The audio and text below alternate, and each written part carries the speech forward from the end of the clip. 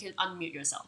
Hi, my name is Natalie Chan, and this is Own Your Future, a show all about helping young people uncover truths about life and work. Join me as I invite some of my favorite people to talk about what is it that they do, lessons they've learned, and how is it that they're taking charge of their own lives. Make sure you subscribe to Own Your Future's new episode every week, or join us for our live stream chat. Find us on YouTube and podcast. Now, it's time to own your future and start living a happy and fulfilled life.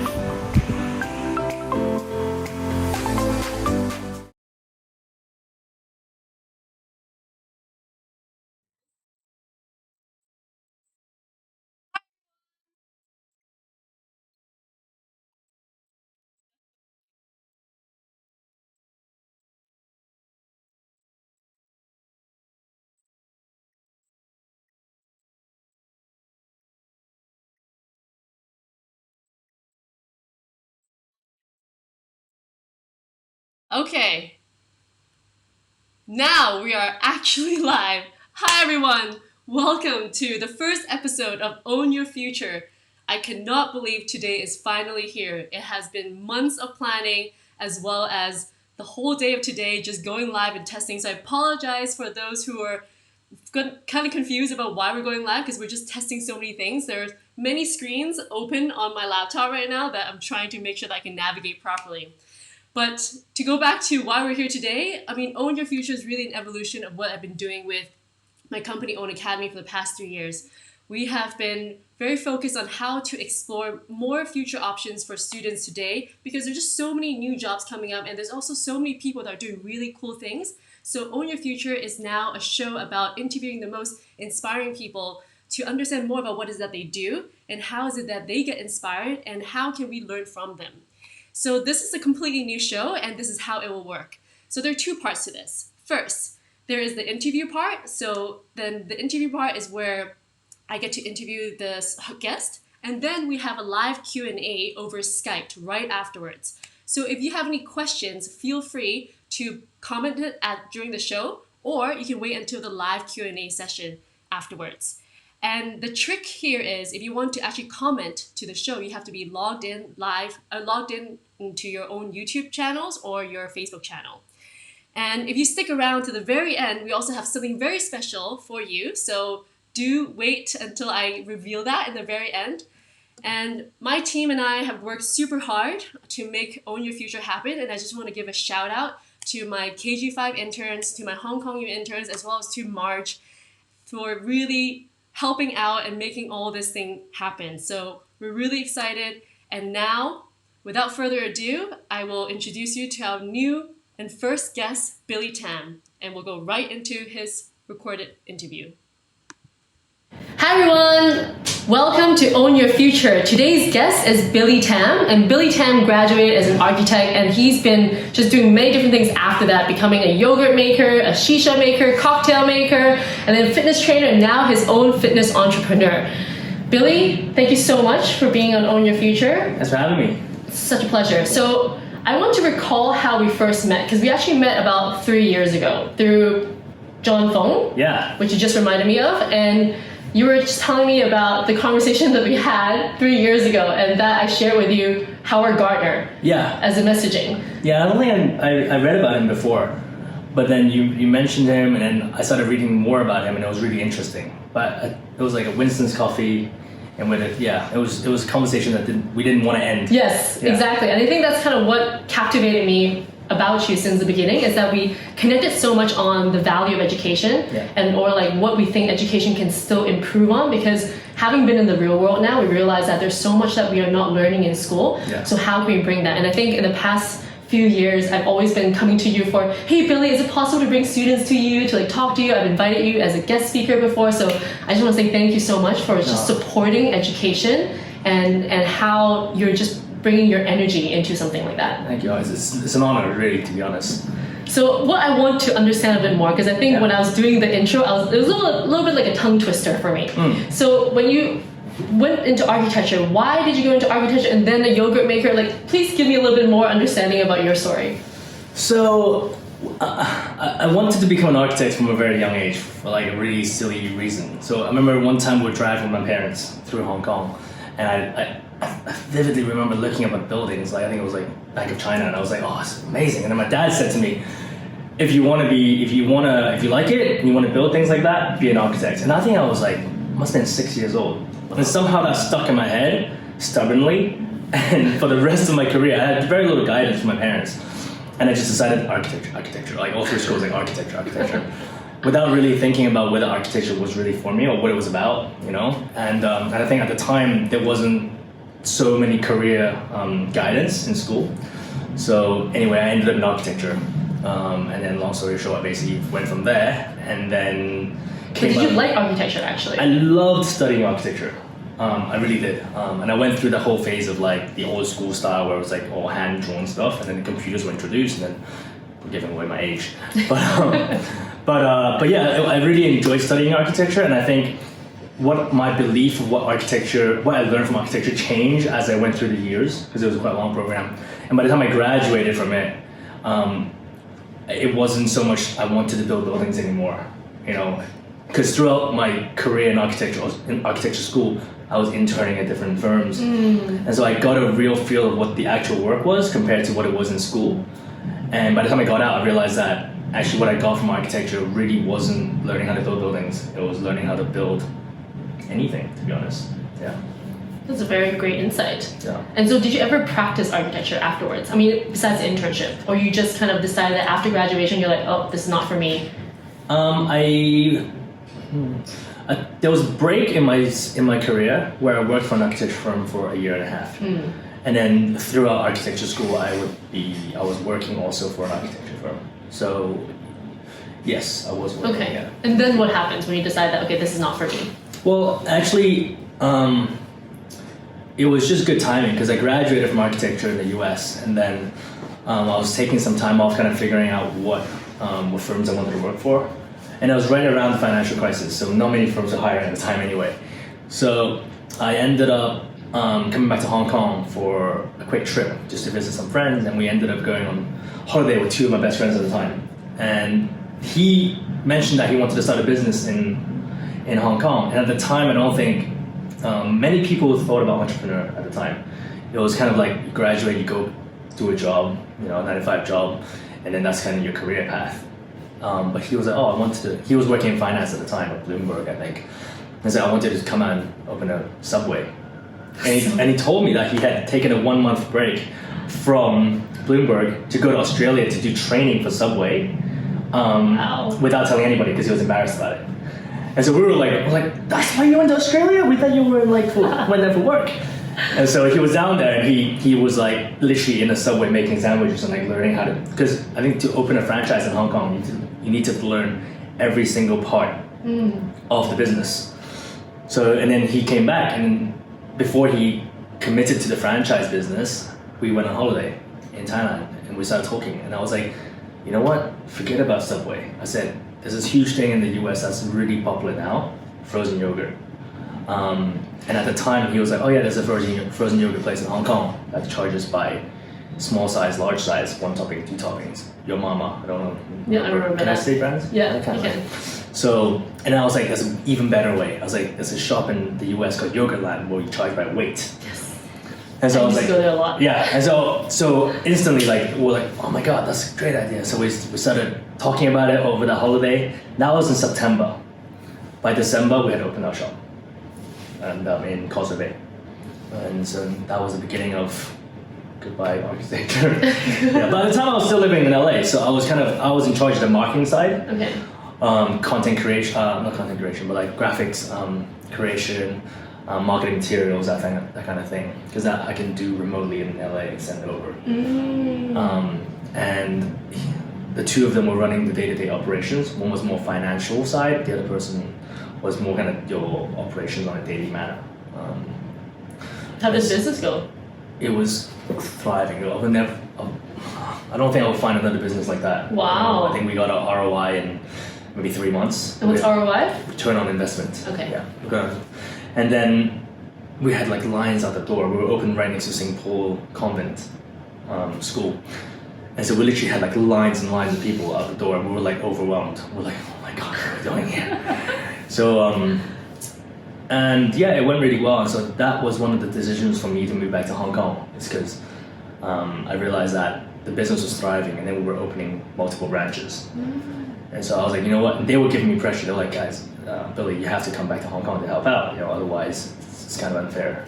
So I was like, yes, you're right. So packed up everything in LA and moved back to Hong Kong. And that was the beginning of the journey. Wow. And so is the yogurt where can we find the yogurt shop? Well, the yogurt shop, that's a lesson that we learned as well. So we were loving the success of it, and we weren't so business savvy. So we kind of just like enjoyed, like, we were like 25, 26 years old, and we were like, oh, let's just make this money and then go spend the money, and so we ended up expanding very quickly without any long-term plans for the business, because we never thought it would just the trend would die, or competitors would come up. So at the peak, we had 4 stores across Hong Kong within 2 years. Wow. And then at around the third, fourth year mark, the frozen yogurt trend started dropping. And then other frozen yogurt chains came up that were fancier, cooler, and then Instagram appeared. And then everything was about how Instagrammable it was. And our shop wasn't that Instagrammable because we didn't design for that. It was product-based. And so because of technology and also the lack of us following technology or the trends, slowly got phased out. And so so we opened in 2009. In 2013 we closed our shops. Yeah, and then we moved on to something else. Well, kind of. Yes. So what was after that? So then, while we were running our frozen yogurt shop, which was in Causeway Bay, we would actually be hands-on and clean the machines every night. It was a process. So the 3 of us would be in there. One would be counting the money. Me and the other guy would be cleaning the machines with some of our staff. And after we'd done with everything, we always went to Central for shisha. That was our thing. And then eventually we're like, you know what? Why are we going all the way to Central to shisha? Let's just try and build our own shisha place. So there was a shop next door on the same street opened up, and we were like, let's open a bar in shisha. How hard can it be? And so we just we were just like young, passionate kids, and we just kind of went with our dreams. And everybody was like, I remember at the time, all our friends were like, yes, these street kids are crazy, We're like, we're working in the bank, and they're like opening this and that, and they make it so easy, and it really wasn't easy. But we're just stubborn. We just wanted to create things that we didn't want to spend money doing something that we can build ourselves, So anyway, so we opened a shisha bar next door, and it ended up becoming like frozen yogurt, close up, go run the shisha bar at night. And that went on for a few years, and we learned how to make cocktails by Googling them. We learned how to make shisha in my friend's flat, which was upstairs above our shop. We bought at the time it was hard to find a shisha place, so we went to these little tiny shops in TST to buy shisha pipes and import coals, and we found out all these different coals and different tobacco, and oh man, it was a process. And I think we were smoking carbon monoxide for a long time before we figured out how this thing worked. But it was an experience, And the shisha and wine bar went on for a few years. It was very successful, but we learned a lot of lessons along the way. Can you share some of these lessons? What are these lessons that you learned from the 2 businesses that you built? I think there were a lot in different stages of the business, but ultimately I think some practical ones with the shisha bar would be to really understand the location where you have a bar. We were the only bar on this very quiet residential street. Which street was this? On Haven Street, and we got raided all the time by the cops. And the reason for that was because, one, we were on a very quiet street. And so we would oftentimes have people flooding our shop. We were with a capacity of 30, and there was some nights we had 100 people. Oh, wow. Right? So people would be standing on the streets drinking and smoking, cops would come down. Second lesson learned is to never open a bar in the Happy Valley police district. Because there's not much going on in that district in terms of bars, so the police are very, very free to go raid. So on just the other side of the street, literally across the street of Leighton Road, is Causeway Bay District, and there was a bar there. They never got raided because they were Causeway Bay District, and those cops are busy because there's so many bars in that district. Got it. So these things we never thought about beforehand. Yes. In terms of, aside from practical stuff, I think we learned a lot about how businesses work in Hong Kong, like how trends work, how maybe always thinking in the future about how we can progress our business. You can't be too stagnant in Hong Kong. You always need to have some sort of plan to grow and change, and also have one eye on what the market's doing, and what your competitors are doing, because everyone's always trying to one-up each other. It's so competitive in Hong Kong. If we had any one of those businesses in any other place inside from Hong Kong, I think I probably wouldn't have moved into the fitness industry, because it would have done so well that we could have just kept that business and kept going. But yeah, so from there, because of the failure of we opened the gym afterwards, because during the time when we were running this frozen yoga business and the bar business, we had a lot of dead time in the afternoon. So me and my friend would go work out. And so again, we worked out a lot and we were paying money to go to the gym, do Muay Thai. And then we got to go like, let's try to open our own gym, how hard could this be? Literally the same story every time. And so we ended up looking at spaces, and at the time we were training sometimes with these other guys who were running a fitness kind of training company called Coastal Fitness. And so we ended up talking to them, and we ended up building a gym in a loft space with them. And then so we started. That's how my fitness journey kind of started. So I love how every business of yours became from like a need, or like just be like, why can't I just do that myself, and then doing that. But so what do you think are the pros and cons by having that kind of mentality of just like starting something because you think that you can do it, rather than, I don't know, joining a company, or rather than being like a consumer for that? I think the pros are, I think it's the good thing is that you don't really think about too much, and you get to commit into an idea. I think a lot of people try to perfect it, spend a lot of time perfecting the idea and the business plan, and like, is it gonna work? And they spend too much time thinking about it and never getting to the point of execution. So I think there are pros to being able to execute, as soon as you decide on something. The cons, I would say, is that I would have preferred if we had actually done a little bit more planning or market research, forecasting. I don't know how much it would have helped us. We did some forecasting and some planning, but and also if I myself had spent some time working in the field, I think I would have benefited a bit more from understanding different markets and demographics and that kind of thing, instead of just going by our own gut, like what we like, people must like kind of thing. And I don't know. It's hard to say what the pros and cons are. True.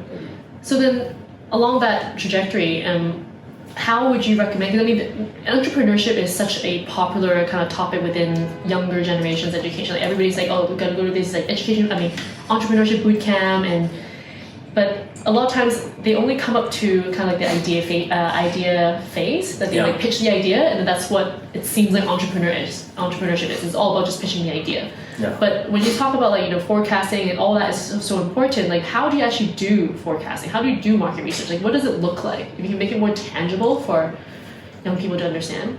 I think for us it was very grassroots style. So when we first opened up Frozen Yoga Shop, there wasn't so many, you couldn't go online and Google entrepreneur strategies or whatever, or how to start a business. It was early days. And so what we did was we actually just stood outside of Frozen Yoga Shop for like a week, every single day at lunch, every single day at dinner, every single morning when they opened, and we kind of just spied on their operation. We literally did. We went in and we just looked at how they operate. We looked at what machines are they using, just to kind of get the equipment list down. We would sit around and wait for their deliveries to see what companies they're using. We were literally just fielding ideas, and then we would also kind of just sit and look at how many customers they got every hour, and try to understand the business model from that sense. And then from there, we would create our own forecasting based on, what hour we think about peak hours. So how many boxes of yogurt do we think we need for weekdays and weekends? Forecasting is to be honest, at the end of the day, it's just guesswork. You know, if you ask any kind of savvy investor, they'll look at your projections. They're like, well, these are just projections. Give me some real stuff. So it's a peace of mind. But we went to at the beginning when we were starting our businesses, we went to our parents who went into our own savings to start our own business, and it wasn't until later on that we go to investors. So it was just a matter of convincing them, and basic forecasting was good enough at the time. So I think when I met you 3 years ago, you were in a different fitness business called Warrior Wukong. So then how did Warrior Wukong now translate to what you're doing now at Lights Out? So Warrior Wukong was my first gym. It's still running, so I still manage the operations there after a long journey away and back. But I basically started Muay Thai when I was very young, and then that was a business where I did a little Muay Thai, and I've watched kind of how social media kind of brought up fitness in Hong Kong. How everyone in Hong It went from like not really working out to like everyone's like crazy about working out. So being in the industry, you follow that even closer, and so it forced me to kind of be very aligned with the trends and going back to like frozen yogurt and shisha, like we were just running the business at the time by basically just in our own shell, our own bubble of like running this business.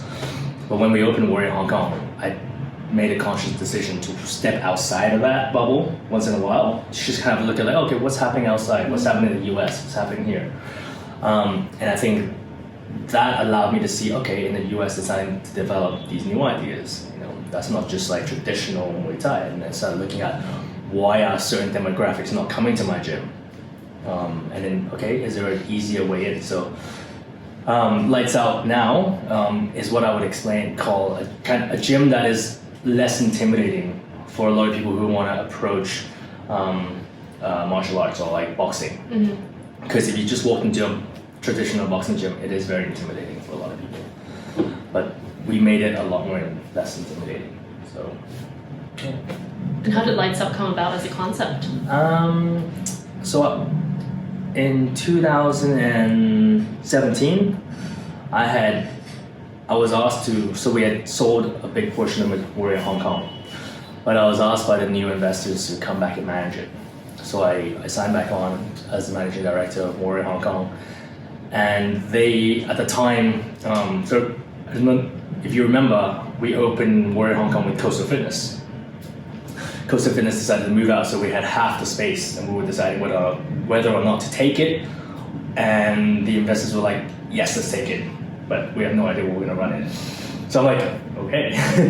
So that's when I really started doing some research and like, okay, what ideas could go in there? And I had this room that was about 1,200 square feet, and I was like, "Oh, you know what? This is idea." Actually, John Fong raised this idea of this gym in the US to me called Rumble Boxing. And it had just been, they had 2 locations in New York, and they just got acquired by Equinox for $80 million with 2 locations at the time. So I was like, oh, I gotta check this thing out. So we checked it out, and I liked the concept, and so we took a trip to the UK actually to do a few of these new concepts and to kind of understand, like grassroots stuff, just understand their operations a bit more. And you stand outside the gym and like counted how many people or like what kind of equipment they had? Basically, we went to the gym like maybe like 3 times a day, like to do classes with like different instructors and like stuff like that. But it was, and then we came back to Hong Kong and we basically used that space in Lights Out and Warrior Hong Kong as an incubator for Lights Out. So I built Lights Out in there, and we tested it, and the feedback was good. At the beginning, it wasn't. It was quite messy, but we slowly got the recipe down. And from there, after about a year of operations, I convinced my investors, like, guys, it's not gonna work here. That was an incubator, like we figured out the concept. We need to be in a space in central Shaoman area. And that's when we closed down that space and opened over here. I see. In August. I see. So your journey is so interesting because you went from architecture to kind of like a very entrepreneurial spirit throughout after university. Yeah. So based on what we discussed before, how what schools teach you and what the real world demands, like what do you see are like the biggest difference between what schools are lacking and what you think that young people today should really get to know more about, and how can they prepare for the future? For me, let me just use my schooling as an example. I think, so I went to boarding school in England, and then after that went to do architecture. And throughout school, I felt like it was always like, okay, you go to math class, you learn how to do math, but the examination side of schooling didn't really make sense to me. Like looking back in hindsight, at the time it was like, okay, so much pressure, you're just stuck in the moment, you're like, gotta get good marks, gotta get good grades. But majority of people really just cram. I would say 80% of people cram for an examination. And like within a week after the exam, it's gone. All the stuff they learned is gone. Except for, I still remember trigonometry because I used that recently on a sailing trip. Oh. Yeah, I was surprised. I was like sine cosine. I was like, I remember. Yeah. I remember sine is opposite the other. Yeah. That's so true. But yeah. So anyway, I think examinations for me was one of the things that didn't really make sense because it just teaches you how to cram. It doesn't teach you actually what it is. And then the scores you get from the examination, right? You do an exam, math exam, and then you'll be like, okay, I got really bad grades, and you'll be labeled as being not that bright. Yeah. But that kid may be very good at something else, but because these are your major subjects, they get labeled as not so bright, and that actually puts a downer on their self-esteem. And I felt it a lot as well because I was, for certain subjects, I was in lower sets than everyone. And so I would always be like, okay, I'm not that great at this, maybe I should like pursue business or this. And I think it took a while before I got to a point where I had enough security, or I got rid of my insecurities. That I was like, you know what, like I'm good at this, right? I may not be good at that, but I am good at this. So, you can't say that. And what was that for you? What were you good at in school? I think for me it was creativity. So I knew that I was able to think quite laterally, and I was able to think outside the box. And then, so that's why I really enjoyed architecture, because that's what they teach you, right? They teach you concepts, they teach you how to think outside the box. And for some people in my architecture school, they were really good academically, so technically they were very good, but their concepts, they didn't quite understand the idea of concepts and the ability to like critical think and lateral think. So that's why actually when my parents ask me like, hey, do you think you'll go back to architecture sometime? Like, I'm like, no. They're like, oh, but it's such a waste of your degree and everything. I'm like, well, it's not, because I don't think they understand that what I learned from architecture wasn't about how to build buildings. It was learning how to think outside the box, how to be creative, how to be critical in my thinking. And I apply that to business right now. So I didn't study business, I didn't study economics, I didn't study any of these things.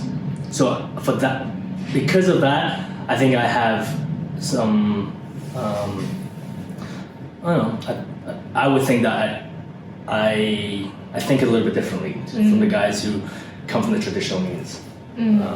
So I go with instincts a lot more, I go with feel a lot more. The way I hire people is different. I don't look at their resume and look at like what school have you been to. I'm more about like, tear this resume up, this and that. Just like, let's find out who you are. So for me, that resume represents everything that is education, right? And I don't want anything to do with that. I want to know who you are as a person. Like out of school, by going to math class, what have you learned, as a human being? So what can students do? Because right now school is very kind of one-track minded, right? Yeah. So what can students do today in the school environment, given that we cannot change that right now? Yeah. What can they do to start thinking more laterally? Because I think we talk about creativity is one of the most important skills for the 21st century, but how do we teach creativity? What would you suggest? I think creativity can start off with expression, right? Expressing yourself in the best way possible. And nowadays, I think social media is one of the best ways for people to express themselves when used properly. I think a lot of people use social media to express themselves inauthentically, right? They try to just put things on social media that will get the most likes, or they want people to see who they want to be, as opposed to being who they are, right? And so, I think Gary Vee recently said that stop creating your social media based on like what your social media looks like. Stop worrying about like the colors and everything. Just put stuff on there that represents you, that expresses who you are. And think of creative ways to do that, and if you're creating content like YouTube content, like think of its interesting ways, like to capture people's attention, but it has to be authentic to who you are. I think that's the most important thing, understanding how you can express yourself. So to answer your question, aside from school, I would suggest having outside projects that will allow for that creativity. Yeah, that makes sense. I think it's more just like, what do you do on your spare time that allows you to exercise your brain muscle differently from what school is expecting you to do? Yeah. And what can you do that is out of the box, like things that are not common for other students to be doing.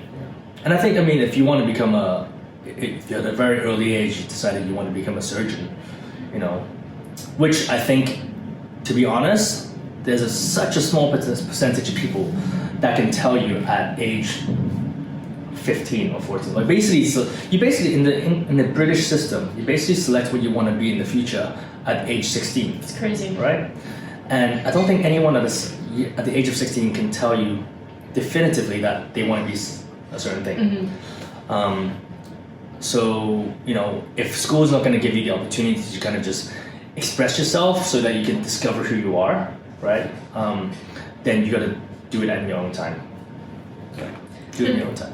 Do your own time. Welcome to Own Academy. Own your academy. Yeah. And I think earlier you mentioned about your parents. So how were your parents with the way that you decided on your different pathway? Like, were they worried? Were they like surprised? Were they supportive? How because parents is always kind of like a factor in our growing up that really impacts the way we think, that impacts the way we act. Absolutely. I think they must have had so many nervous breakdowns, like raising me as a child.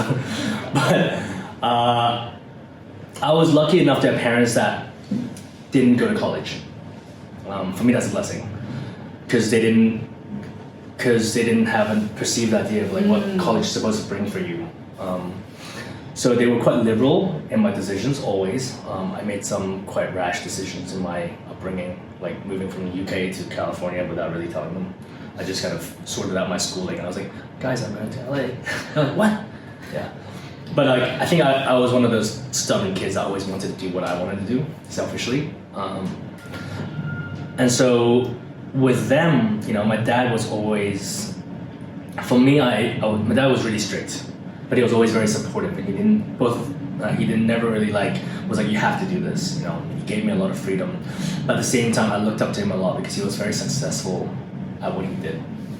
And what did he do? He was a jockey growing up, and then he became a horse trainer after that. Oh. Yeah. But in the middle, there was a much longer story, which I will not get into, but he ended up becoming a horse trainer, but resilience would be the word I would use to describe him. And my mom was a housewife, and we all know how tough of a job that is. With a kid like you? Yeah. So, but at the same time, like I said, they didn't go to college, so they didn't have any preconceived notion of what that meant. So they trusted me in my decision making, and I always gave them the confidence in that I knew where I wanted to go, and that was architecture. So they always kind of, as long as they saw me heading in that direction, they were happy, until I graduated and then decided 180. So I think they're still coming to grasp with how architecture meant for me, basically. So yeah, I think parents are really important, and I think there's a lot of people who are out there who have parents, and especially nowadays in this generation, a lot of parents who have gone to college, and college at their time and currently I think is two very different things, purely because of how the outside world is. So what would you tell parents today who are so worried about their kids' future, because we are moving into a very competitive landscape of everything. So what advice would you provide? I would tell the parents I would say that nowadays being able to connect with other people is way more important, and understand that college is not something that that college degree really does not make a difference if you can't connect with people and you can't think creatively. You need to be able to allow your kids to be authentic to who they are, and that means really trying to speak to your kids more often and understanding their passion and supporting their passion, but being also very clear about explaining to them what why is it that they understanding why they love their passion so much. Not just kind of like, oh, you want to play football, go play football, but try to understand on a deeper level, what is it about football that they really love, And I think that connection with your, I'm talking about connection with other people, right? But that connection with your children will, one, build your relationship with them, build the trust with them, and also allow you to really understand their career choice going forward. And they will feel really happy and very supported by you. And I think more importantly is also to know that in today's world, anybody is going to be retiring with about 7 to 8 jobs. That's kind of based on the studies show. So, whatever they choose is not going to determine what they're going to do in the future. So it's so much more important to actually try to gain as many different skills and experiences as possible, and to ask yourself the why question. What did you like about this? What did you not like about this? What did you like about this? And start forming kind of your own opinion about, okay, so I think I will ultimately become this because of all these past experiences. Yeah, absolutely. I think people nowadays are so curious, and there's so much information out there, but being able to find the right information for yourself, and it's quite difficult. So if you're a parent, you can you want to support your kids, help them find their whys and answer their whys. And so, have you had opportunity to work with the young, some of the interns or anything like that? Have you noticed anything about maybe working with interns that you think could be a good advice for them to be okay, try doing this more, or try doing that more, or what were some attitudes that you might have think that would be good for? So as an employer, like I said earlier, I care less about resumes.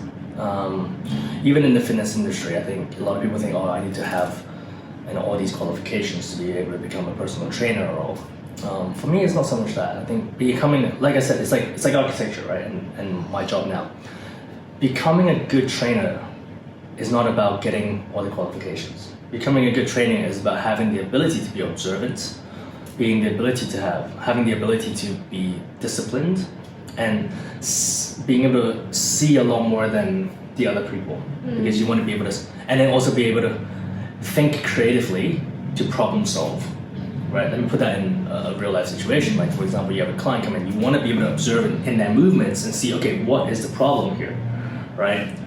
Is it because they have really tight hip flexors? Is it because they have an inactivated glute muscle? That observation is not always apparent in all trainers, right? Depending on, no matter how many classes you do, if you're not an observant person, you're not going to see it. And then the ability to think creatively, okay, because the body works in this way, maybe even though he can't do this, it might be something else that's triggering it. Having the ability to think that way, that's what I need to see in the person I hire, whether it is a trainer, a front desk person, a cleaner, anyone.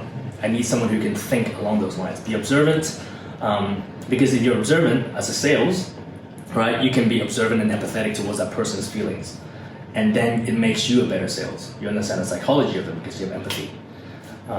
So for me, it's all about that. That to me is crucial for finding a good employee. And then ultimately, when you build a team, for me, it's about whether that person gels with the rest of the team. That's really important. If I have someone who's an amazing trainer, even though they're very observant, but they can't bond with the rest of the team, that person has an expiry date on the team. They're gonna be gone. And are these qualities something that you can find out the moment that you talk to the person, or is it something that you have to observe over time? Well, everyone wears masks, so I've been fooled a few times, but I would say I have a pretty good instinct on people.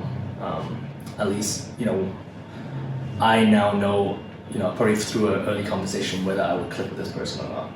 And if I click with you, I have to be able to click with the person that I want to work with. So, yeah, I think sometimes it's, you find out straight away. Sometimes it takes a bit of time. Wow.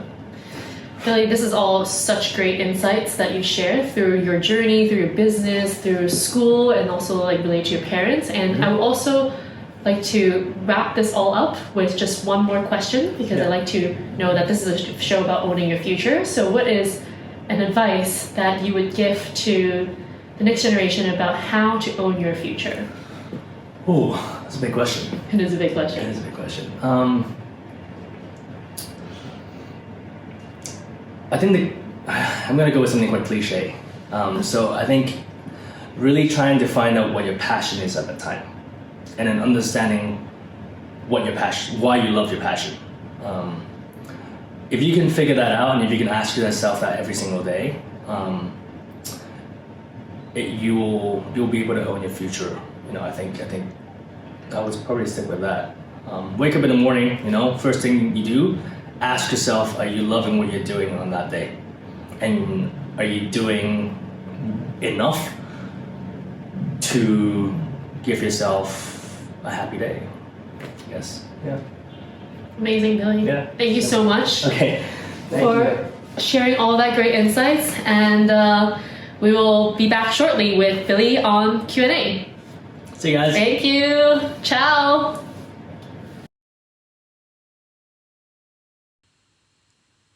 All right. I hope you all enjoyed that interview with Billy. So now we have Billy live on Q&A. Billy, thank you so much for being here. And that was a great interview that we did. Great wisdom that you shared.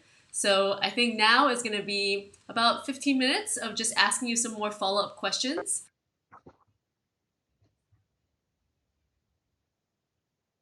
Yeah, I gotcha. Right here.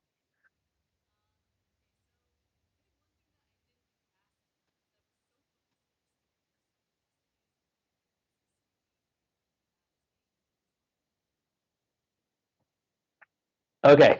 So, well, on a day to day, I am in charge of developing the business. So I have my hands in basically everything. Marketing will come up with ideas and put it past me. Put it past me.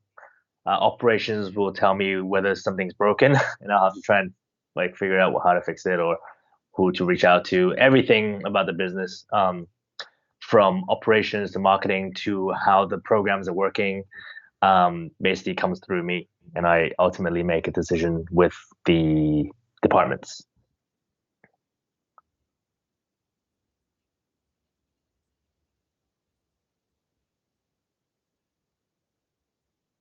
Yeah, that's how I believe a business should be run. Yeah, I mean, you also have to trust the people that you hire to run the departments, but ultimately, like I don't like to micromanage, so I give them a lot of autonomy. But at the same time, yeah, you need to have an eye on everything.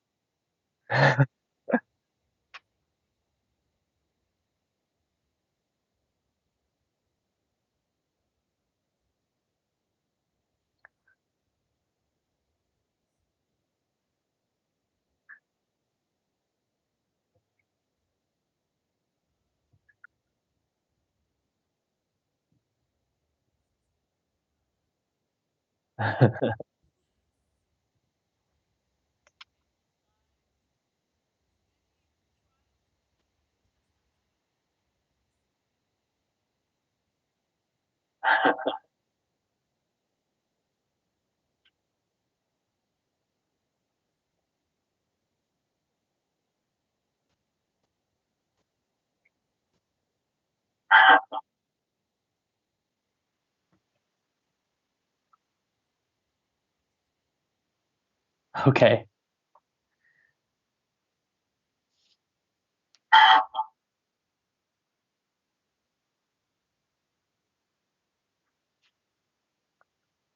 Okay.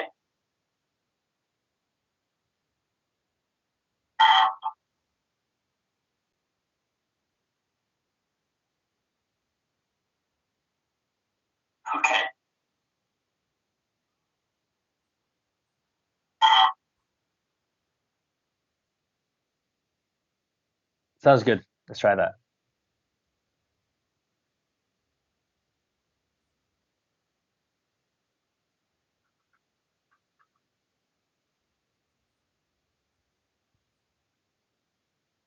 No.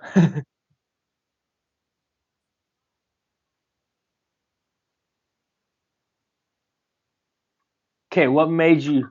Okay, so the question from Marianne is Marianne Velasquez. Velasquez. Hi, what made you realize that architecture is not for you? So, um, I don't think I really ever had a moment where I was like, you know what, I don't like this architecture thing. I think it's just helps. Just It just so happened that an opportunity arose at the time for me to pursue something that was quite exciting, and being very impulsive and rash, I decided to go with it. And then what I did realize was that I could apply the things that I learned in architecture in this new business that I had started, which was a frozen yogurt business. And that's when I realized that it wasn't so much that I didn't like architecture, was that I learned what I learned from architecture actually allowed me to do so many more things. So I hope that answers your question. I still love architecture.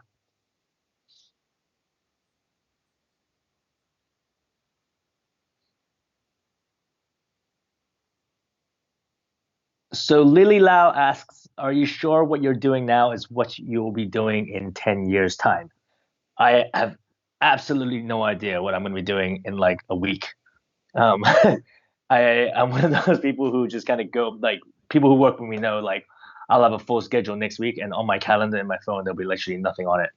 So, but to answer your question, I think I think the fun thing about life is that you may write down all your goals and plan what you want to do in 10 years time, but every day is something different, and the life will take you in different paths, and if you're not open to changes,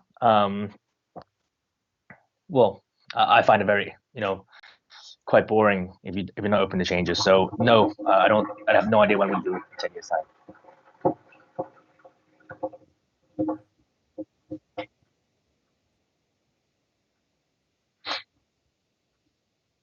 Okay, so has the fitness industry been affected? Oh, I lost it. Hold on, let me just go back out and check it out. Okay, has the fitness industry been affected by recent events such as anti-government protests and the coronavirus outbreak? How have you dealt with it, Sean? Okay, let's see how to go back in there. Okay. So yeah, massively. I think as with any business in Hong Kong, it's been a really tough time over the last I would say 9 months or so, 8 months or so. We have tried our best to lower our costs as much as we can without affecting the quality of our business. We opened my new studio Lights Out in August, which is very much like right at the peak of the protests. So, but at the same time, I think our demographic leans towards an expat demographic, and so we seem to be a bit more resilient towards a lot of the issues, unlike a lot of the other businesses like restaurants. But fitness industry has definitely been hit. But I think we're lucky to not be at a percentage as low as hotel occupancy.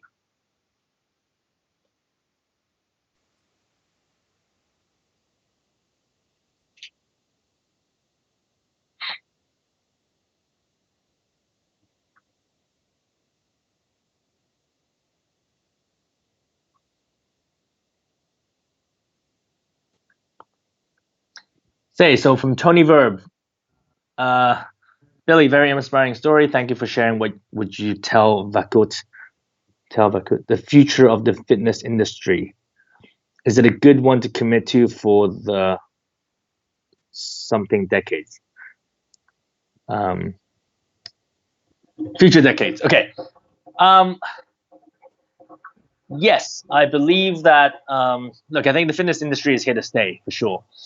I saw a massive growth in the fitness industry in Hong Kong once social media really started, being really popular, like social media platforms like Instagram and Facebook, particularly Instagram.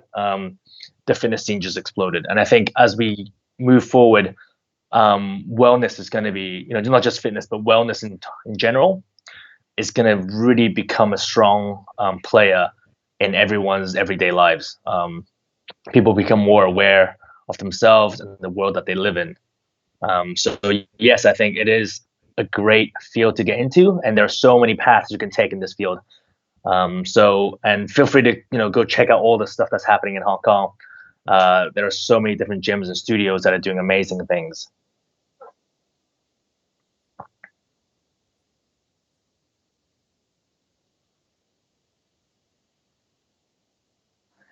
Follow-up question from Marianne Velasquez. What is the biggest lesson you've learned in putting up your own business? Oh, biggest lesson I've learned. I've learned a lot of lessons, but I've had some real lows in my business. Like real lows. But I think the biggest lesson I've learned is to believe and trust who you are and be honest to who you are. I think I've had opportunities to kind of give it all up, or sell my soul, so to speak, and do something that I didn't believe in just so that I can get through the next day. But I've stuck to my guns, and I think, at that time it might not have panned out that well, but over time, because I've been so stubborn about sticking to who I am, I think it's paid off in the long run. So I think the biggest lesson is learning to stay true to who you are.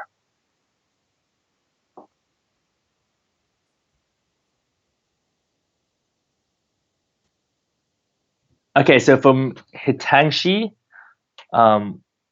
what is something you wish schools taught you? Oof, school was a long time ago. I wish school taught me what the real world really was like. I think there's such a disconnect between the subjects that you study in school from what actually happens in the real world. Like it's so difficult to be able to relate what you learn in school to like everyday application in your real life. For example, like you study math. Like everybody has to study math at an early age, and everyone has to do like trigonometry. And how many people really use trigonometry, when they grow up? Not saying that it's not useful, but really what's the percentage of people that really need to use it? So I think if I get to go back and run my own school, I would actually teach people how to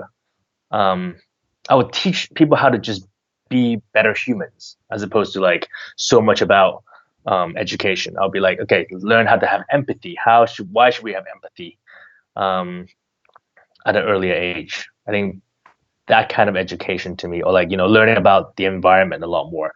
Instead of learning it in a classroom doing biology, I would take people outside and actually be in the environment. And so one of the things that I love is that back in the old days, and I think it's the Industrial Revolution days, people used to do this thing called the Grand Tour. Look it up. So your family member would like take you and travel around the world, and you learn about the world that way. I think that is something that I wish school had taught us. The world.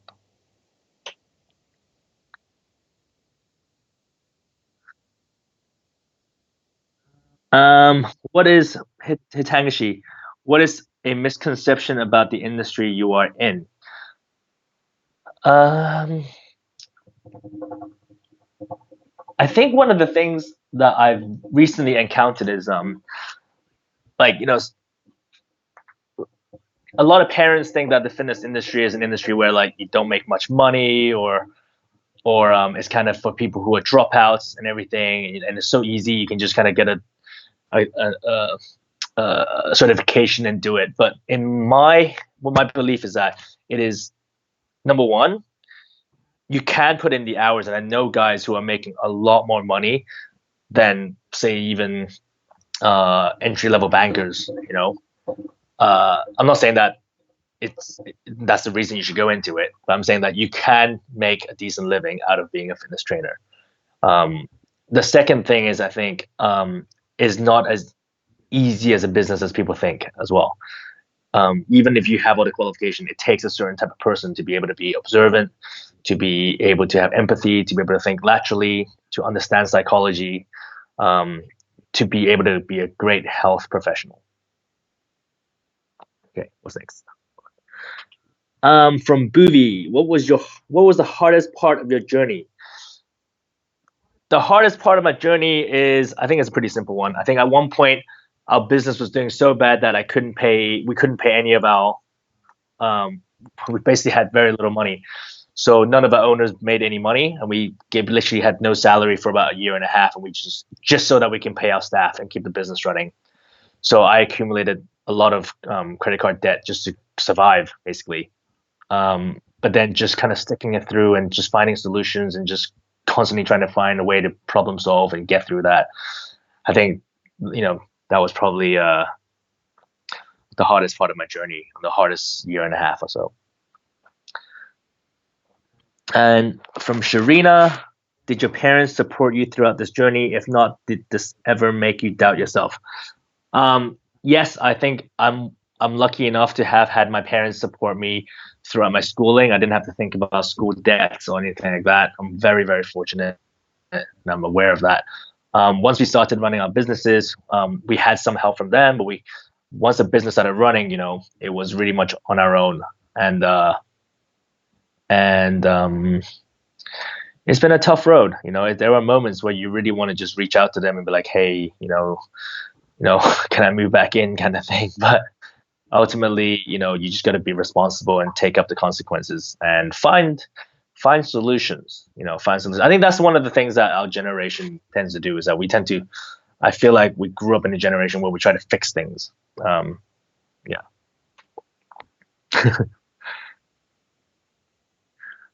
Kinjal, any projects in the future that you are excited about? I think this project right here is super exciting.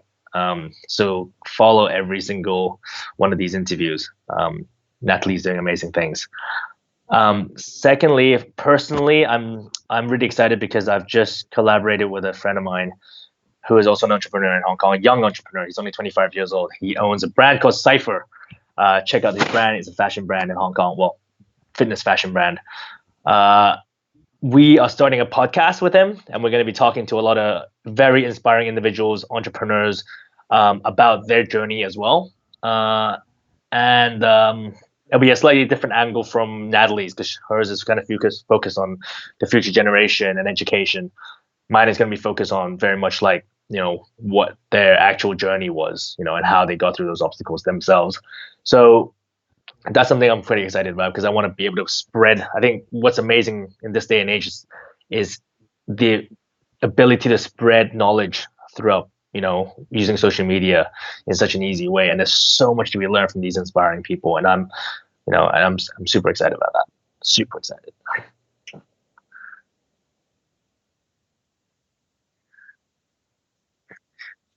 From who? Oh, I missed it. Oh, from Leeson. What makes you decide that you need to let go of a business and move on to another? So I've had to let go of businesses in the past because it was failing and we were just losing money. So we had no choice. Another time that we kind of decided we should let go of a business was because, at one point I had we were running a shisha bar.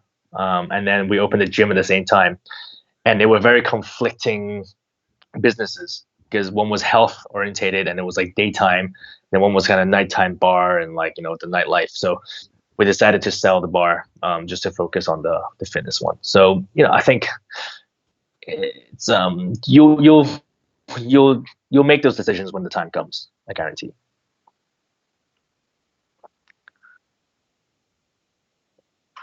From Marge, what personality traits are required to work in an industry like this? To work in the fitness industry, I think that's a good question, actually. I think it takes someone who's positive. You have to be very positive. You have to be very empathetic to other people. I think I think those are some of the most important ones. Yeah, you just have to. It's one of those industries where you're dealing with people all the time, so you have to have good people skills as well. And if you're not genuine, you don't have good empathy, you're not going to be able to connect with these people, and you'll lose these clients very, very quickly. So yeah.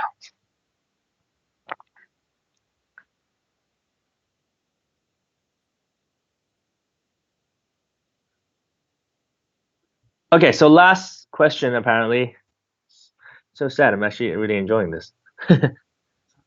From Ming, as a serial entrepreneur, can you touch on what's the biggest obstacle of running a business in Hong Kong? Fantastic last question. Um, Look, first of all, I wouldn't call myself a serial entrepreneur. I think I'm just a guy who has always um, I've never liked the 9 to 5 idea of sitting in an office. Um, but answering your question, the biggest obstacle of running a business in Hong Kong is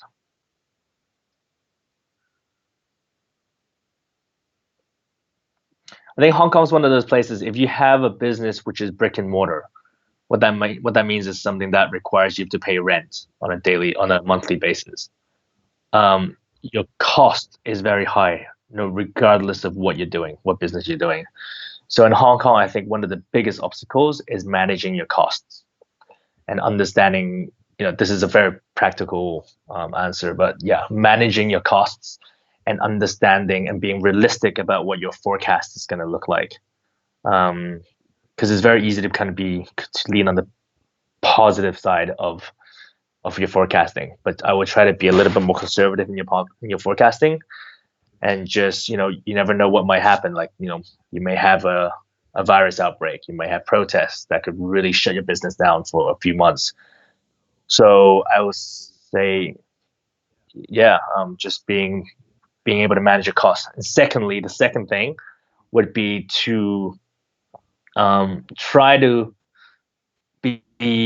try to think outside the box and hire people that are, because you can't do everything. If you have the ability to hire people who are excellent at what they do, and trust them to do what they do, and trust them to do the things that you can't do. Don't try to micromanage them, because that's what school does. And you don't want to do what school does.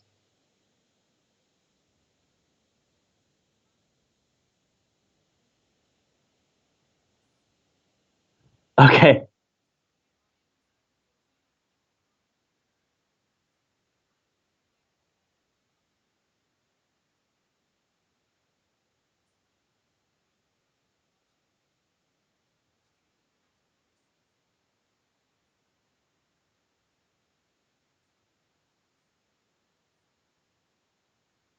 Do you want me to read that, what you just sent me? Okay, so unfortunately, Natalie cannot be heard, although she can be seen. Can you guys see me actually right now? I don't know. Can you see me? Okay, so guys, thank you so much for spending your Saturday night with us. There are 29 episodes remaining. Natalie will be interviewing a wide range of professionals from different industries. So stay tuned. Next week, she has James Woodward, who is a designer. And then following that, she has, Laura, who's an artist, Adam, who's a fashion entrepreneur. Adam's awesome. He runs a really cool brand called Mazu. Callie Chan, who's an interior designer. And then, we love your feedbacks, and the show is all about you guys, really, to be honest. And Natalie's doing an amazing job of that. So give us as much feedback as you can so that she can improve upon this. I think one of the first feedback is sort your microphone out. No, I'm just joking. It's amazing what she's doing. I've been asking her to check out her screen, but I think it'll be too chaotic to show anybody. Also, one big thing is that Own Academy is launching an industry crash course later on. And so stay tuned. This is going to be, you'll be able to sign up here. Apparently on the next scene, she'll show you what it's all about. But anyway, see you guys next Wednesday at 8 p.m. For the next On Your Academy.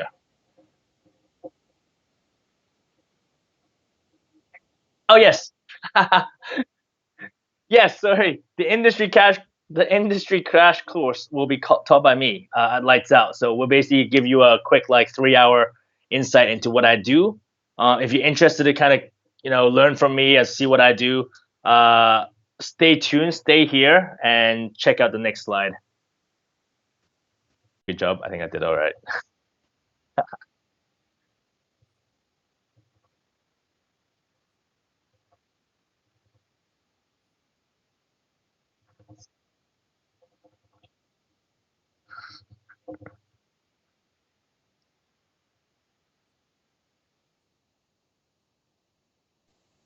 Cool.